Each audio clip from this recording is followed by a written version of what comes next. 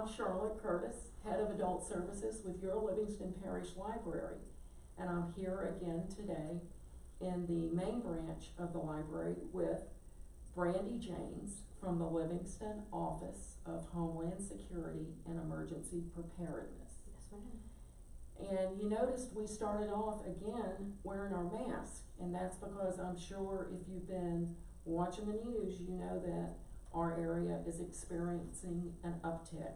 And because of that, LOHSEP has arranged to partner with the library for some drive-through tests for COVID. Can you tell us something about that? Okay, so right now we have set up Monday and Tuesday, which is July 6th and 7th. Great. In the Denham Springs Walker branch parking lot to do testing like we've been doing for the last month. It will be from 8 to 11 on Monday and Tuesday, and there is no prerequisite requirements. You can just show up. You'll need to have your valid Louisiana driver's license. For right now, it needs to be 18 years or older. And you just drive up. You don't even need to get out of your vehicle. They show you how to do it. They hand you the kit. You do it. You hand it back to them, and you're done. And who is conducting the test? So right now, it's the Louisiana National Guard is Great. the ones doing that, yes. And they're being supported by the Department of Health. And we have a lab set up to take those samples and run the test. Wonderful. I did want to say, I know that a lot of people have been calling me and messaging me on Facebook about how last week they got tested, but they haven't gotten their results back because they were initially told it would be 3 to 5 days. Since we've had the uptick throughout the state, the labs have been a bit overwhelmed, and so now they're saying it's more like 7 to 10 business days. I know that I got tested last Monday at the fairgrounds, and I still have not received my results either. So we're all waiting. Just please be patient. There's no number for anybody to call to find out. They got your number when you got tested, and they will call you as soon as they have the results.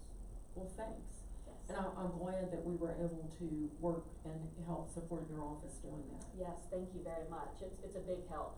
It's hard to find good locations to do that, you know, where it's not interfering with everyone's business and that sort of thing. So we really appreciate it. Thank Good. you. And speaking of things you can do at your library, in addition to driving through the parking lot and getting tested for exposure, I wanted to remind everybody that you can stay home and stay safe, and from the comfort of your own home, you can enroll in our summer reading program. As you know, because of the current healthcare emergency, we've put our programs online, and you may not be aware that you can complete the program totally online. You can register online, you can log any books that you read online, and if you're watching us today, that's another badge that you've earned that you can log online. If you're an adult, that's someone ages 18 and up, the only thing you have to do is log in 3 events, like if you've watched us every week that we've done this, you're almost there, or 3 books, or 3 crafts, or any combination thereof. Anyway, when you complete doing 3 things, you get one of these beautiful Imagine Your Story tote bags, as well as a handy notepad, because who doesn't need one of these beside the phone, and a really cute little pencil that says Imagine Your Story. In addition to watching programs or doing crafts or reading books, I wanted to show you one of the crafts that's currently coming up. This is a beautiful macrame rock necklace, and we will be giving out through either curbside, or if you come in the library, you can pick up your own craft kit. That way we provide the rock, the thread, and then you just tune into the craft video, and that's another point toward the grand prize if you're an adult. Okay. And I'm registered. And you're registered, that's right. Yes. And she's gonna be completing soon. So that means you're gonna be competing against Ms. Janes and other people across the parish like her for that grand prize drawing, 1 lucky adult at each branch. Each branch is going to be in the drawing to get a Kindle Fire. Oh, So nice. that's a nice prize. Very nice. So, but back to business. We're here today because you're going to tell us about emergency plans. Yes. And as I understood when we were talking, there are certain things that each household should have ready in the event of, well, frankly, something like happened last week when we had the train derailment. Correct. Yes. Or what happened the week before when we had the tropical storm. Right. So the point is, it's never a dull moment here, is it? No, it is not. Well, what do I need to do to get my family ready to make sure that we're as prepared as you can be for an emergency? Okay, well, it's a really good idea for every household to have an emergency plan for that household. And in your plan, you want to put something like all of your emergency contacts. You want to put every scenario that you might run into, like what do you need to do if the power goes out, those kind of phone numbers you need to call, what kind of things you might need if the power goes out, or if it's, you know, if there's a tornado, there's a hurricane, we have a train derailment where you might need to evacuate. You need to have all those kind of things in it. You also need to have a list of doctors. You need to have, like I think I already said, emergency contacts, you know. You need to create a list for your children, for them to have with them. I know in later episodes we're going to discuss go bags and stuff like that. And that's something that you need in your plan, but that you also put into your children's go bag, so that if you know, God forbid, get separated, whoever, you know, whatever adult finds them will have emergency contacts for them to be able to get you back to your family. I'm glad you brought that up because I know I'm guilty right now. I'm confessing that I'm sitting here going, I know my husband's phone number. Because I love you so much, honey. But other than that, I really don't think that I know my children's phone numbers. I just go to my smartphone and click their name. Right, and if you don't have access to Or power, if the phone dies. the phone dies and you don't have access to power, how do you contact people? You don't know anybody's phone numbers. Wow. So it's good to have that written down. I typically tell people to make a binder just with everything in it. You also need to put stuff like what does everybody need to do if we have a tornado come through? You know, that safe place in your home. You need to be able to review it and go over it with the family, just so that everybody knows what to do in certain situations. So like as a family, after you've assembled your plan, you need to make sure that everybody understands what's happening. Correct. Yes. And if things change, you move, then you might have a different location that you need to get to that's, you know, no windows, and it might be safe during a tornado if there's just a normal tornado or a hurricane created tornado, you know, all of that sort of things. You also need to put lists in there of what you would need in your emergency kit, what you would need in your go bag, so that if hurricane season comes around, you can stop and make sure that in your different kits you have everything listed. That helps you remember to get everything. There are 2 websites right now that I can definitely tell you are really good sources for information on this. One is ready.gov. Ready, READY .gov. Okay. Yes, and that is at the federal level. And then the state of Louisiana has a getagameplan.org. So GETAGAMEPLAN.org? Yes, ma'am. Got it. Yes, and both of those are really good resources. They have templates for emergency plans. They have lists. Really? Yeah, they have lists to offer suggestions of what to put in your home emergency kit, what to put in your go bag for each individual person, including pets, all those kind of things. And that's something that also needs to be in the plan. What do you do with your pets if something happens or you have to evacuate, that sort of thing? Because you can't always bring your pets with you to shelters. No. So it gives suggestions for what you can do. Yes, ma'am. And I know that when we met last time, we also raised the issue of people that have members of the family that have special needs. Yes, and so you would want to definitely list those family members out with what their special needs are in the plan, who each of their doctors are, their contact information. You would want to do lists of medications.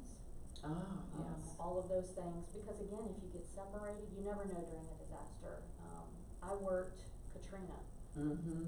I was with the state during Katrina and got called in to state police to answer 911 calls because New Orleans 911 went down.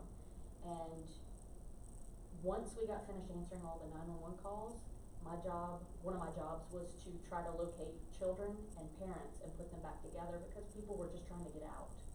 And so children got put on one bus and sent to one state and the parents ended up somewhere else. No. Yes. So again, your emergency plan is very important. Putting those numbers in your children's go bag is extremely important just for that reason. Wow. I would not have imagined being separated like that. Yes, we were having to reunite families for months. Months? Yes. Wow. Well, I know after we talked last time, one of the first things I did was get all of my prescriptions that I have to take daily filled, so I'm good for the next 90 days. Because I thought I don't want hurricane season to be coming. Right, I do the same thing. Right. Yes. So that's definitely something, and if that takes a call to your doctor to get the prescription refilled, Correct. it's certainly worth it. Right, yeah, 'cause you know, sometimes they'll say it's too soon to get your prescription filled, you're gonna need doctor's authorization, so, yeah, that's definitely one of the calls that you need to make and that you can put in your list of reminders in your emergency, plan, so that you can go down the checklist and make sure that you don't run out of, you know, very important blood pressure medicine or your insulin or, you know, whatever it is you're taking. Right. So is this something that should be updated throughout the year, and then maybe as we go into, say, hurricane season or something like that, we wanna make sure that we're current on everything? Yes, yes, that's what we do at the government level, in emergency preparedness. We are constantly updating our plans because every disaster is different and it sends a light bulb off. Oh, we didn't include this, so now we need to include it for a future, you know, storm or any other kind of disaster. And so in your home plan, you should do exactly the same thing. Now, is the home plan where you would have a determination, okay, we're safe to stay here until this point, but if it reaches this point, then we need to leave? Yes. Yes, you need to examine different scenarios, Mm-hmm. and you know, every household's different, so, Right. you know, like me, for the longest time, it was just me, and I'm in emergency management, so my plan was always just go to Go to business. work. Yes, go to work, so I didn't need to have anything else. Right. Now I have my niece with me, and so I've gotta make plans for her, and, you've gotta update it all the time, and you've got to, I forgot the question. I'm thinking, well, I was thinking of keeping the plan current, where there's Yes. milestones throughout the year that should jar us, at Yes, least once a year. Yes, that's what I was Right. gonna say, I'm sorry, lost my train of thought. Yeah, so now that she's with me, I've got to make accommodations for her. And Sure. make sure I know, where she can go, what she can do, what she can handle, all of those things. So, yeah, there's always change going on. Kids might get driver's licenses, or,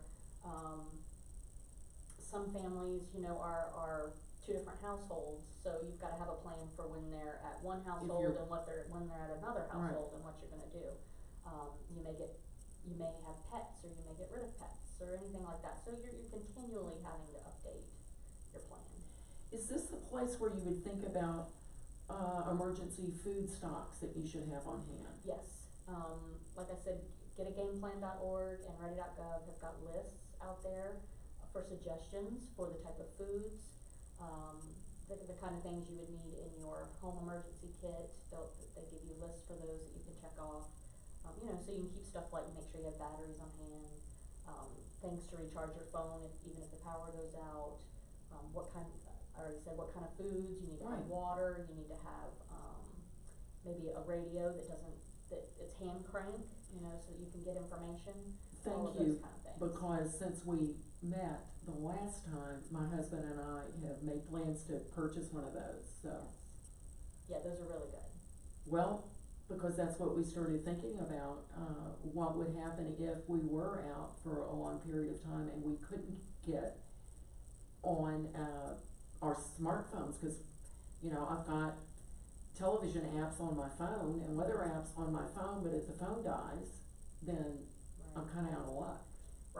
Right, and, I mean, it's good to have batteries as backup, but sometimes you still run out of batteries. Oh, So yes. that hand crank, I mean, you're always gonna be able to do that, so. Plus it tones the upper arm, so, yeah, Yes. there's that too. And they have flashlights that do the same thing, so, You're right, yeah, you you're could, right. you could get that as well. Well, thank you for coming and You're giving welcome. us this, push to get an emergency plan. And again, those websites, the government website is It's ready.gov. ready.gov, Yes, ma'am. And the other one And- is getagameplan.org. getagameplan.org for the state resources. Yes. Okay, and of course, if you've registered for our summer reading program and you've completed, you would have both a pencil with which to write and a pad that you could take notes on for all of these handy things. There you go, and So- make your list. And you can make a list, and this would of course make a lovely bag if you needed to throw all of that in when you were getting ready to head out the door. Yep. Which, it's a shameless plug, because in our next episode, we will be talking about what you need to have in your home for your home personal emergency kit. And then the episode following that, we'll be talking about making up go bags or bug out bags for different people in the family. So, I know you're gonna wanna catch that. So again, this is Charlotte Curtis with the library, here with Brandi Janes of LOHSEP, and we're telling you to get prepared and stay safe. Goodbye.